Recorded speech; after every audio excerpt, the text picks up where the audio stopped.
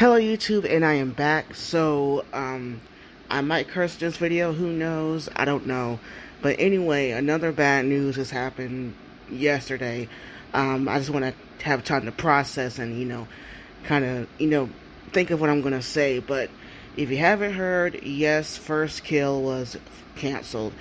And I'm disappointed but not surprised because, I've been a watcher of Netflix for years, and I've seen how they move on certain projects, and it just doesn't surprise me that they would cancel the show, even though the fandom has done their job to watch the show. We watched the first 2 weeks. It made bang numbers. It was up there trending along beside Stranger Things for about a good week. When Stranger Things came out, Stranger Things premiered 2 years, 3 years after season 3, had this big promotion push.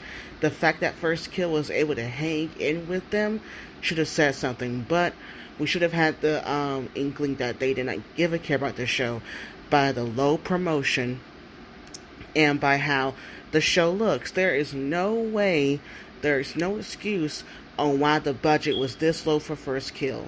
When it comes to their other shows, they have a nice looking budget. But for this to have such a low budget makes no sense to me.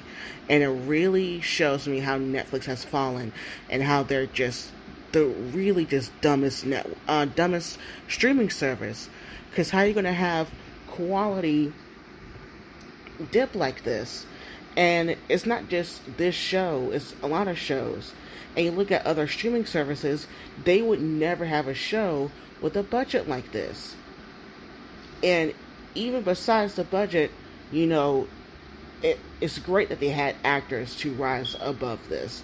And the chemistry between, Imani and Sarah Catherine Hook is amazing, and everybody else involved. But, and people want to say, oh, the show is this or the show is that. Well, Netflix has a trend of either renewing shows or continuously making content that's bad. Just because word of mouth or whatever, people talk bad about Bridgerton, talk bad about the Kissing Booth movies, all those teen rom-com movies that are terrible, the terrible, remember, Insatiable and the Emily in Paris show, like, they renew, mess like that. But when it comes to actual representation, they don't give a care. Like, name the last WW-led, like, young adult or rom-com movie or TV show, series, or a standalone thing that they ever had on that thing. Tell me. Exactly. It didn't happen. And the thing is, I love Heartstopper, and I love what the show is and it represents. But why couldn't we have Heartstopper and First Kill? And plus, it was doing numbers better than Heartstopper. The fan base was there. The fan base has been here for First Kill before the show was even premiered. We got an inkling of them making this a show like a couple of years ago when Emma Roberts was the only person that was attached to maybe produce it. It was passed around in WW fandom like wildfire. People were anticipating this for the longest time. The trailer had a lot of viewers from it. Fans were the main ones pumping out promotion, talking about the show on Twitter, on Tumblr, getting thousands of, impressions from it to recommend this show and do whatever. And some people, okay, they didn't like it, they, whatever, and that's their prerogative, and that's fine. But, like, why can't we have a lot of stuff that's good, that's kind of mid, that's, whatever? Like, we want to have it all, too.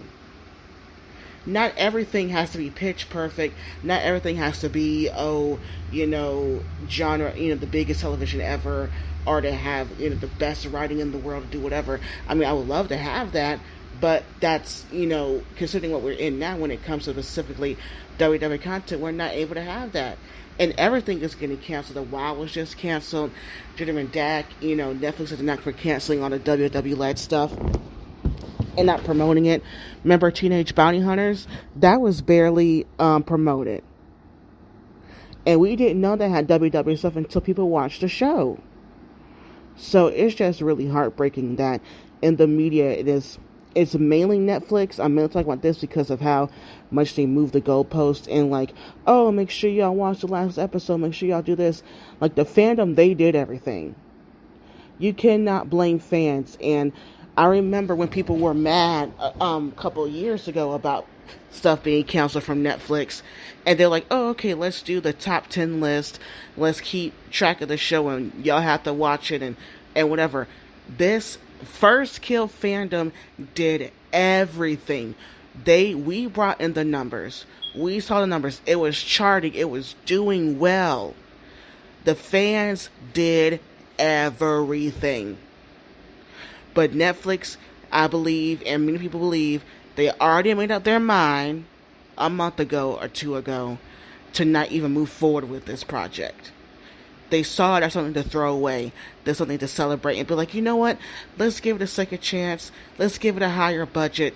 Let's spruce things out and make it better. Because not everything's going to have a perfect first season. Okay? We can improve past that and be like, oh, dang, look how far we came along. But they didn't even give it that chance. How are you going to cancel a show after one season? And it has this much fan engagement from queer fans. And once again, I will say I love Heartstopper, but we all know when it comes to male-loving male projects, whether it be made here in America or over in Asia or whatever, you know the majority of their audience are straight girls, fetishizing MLM couples, male-loving male couples. That's why you see a big influx of all the K-dramas, all the dramas in Asia, and then stuff over here. We talk about Scam, and we know why that was huge. And look, like I said, I love Scam. I love season 3. I love Heartstopper. I even like Young Royals. I do have my favorite male-loving male couples that I do love and love representation.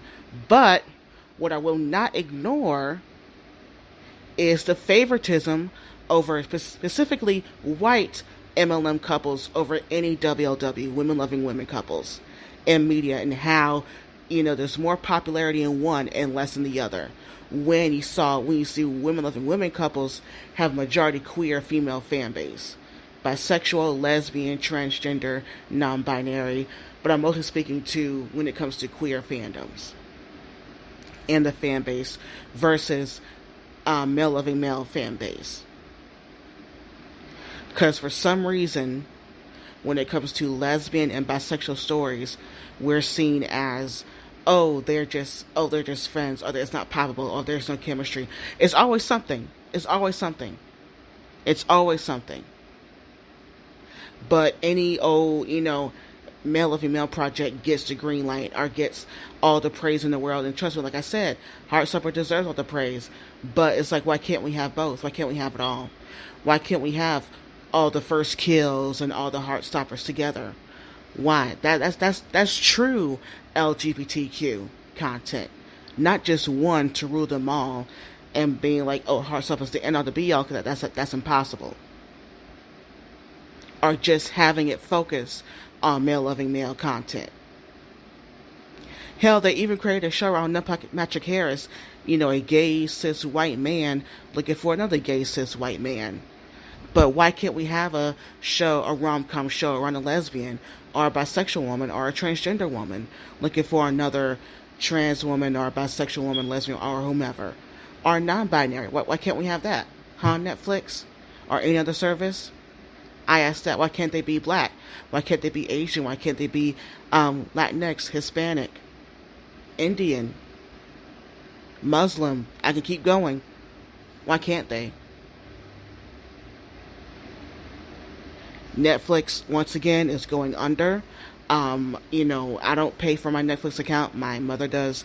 I just delete the app off my thing. If anything comes out from Netflix, I know I only watch a few shows on there anyway. I'll just go to any of the sites. But Netflix is gone, and they have nothing to offer me there other than their big shows. After that, nothing. So, yeah, what are your thoughts on this, canceling this show? Leave your comments down below and bye, YouTube.